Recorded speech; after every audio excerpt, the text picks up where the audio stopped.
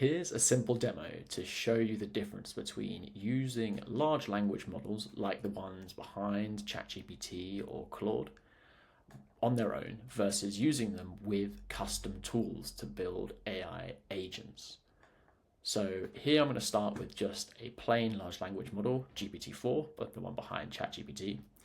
I'm going to ask it, how many G's are there in this, the longest place name in the UK? So if I hit submit, you can get a simple flow from my start message to the agent, and it comes back and tells me there are 3 G's in there. When I can count, there are way more than that. And that's because all it's doing is building this sentence by predicting the most likely next token, which is, say, about a word or 4 characters, that comes next in a sequence. So it's not doing any counting. It can't count in the same way that a human would to answer that question.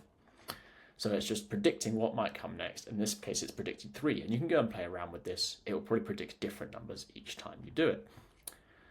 But if I open a new thread and this time load my agent who has access to a tool to count the letters and ask it the same question, you can see what happens and how it's different. So in this case, we're going to go to the agent, but after that, it's going to use its tool. And you can see here, again, the same input message from me. This time, the agent has decided to use its tool, and there's the 2 inputs, the word itself and the letter it's searching for.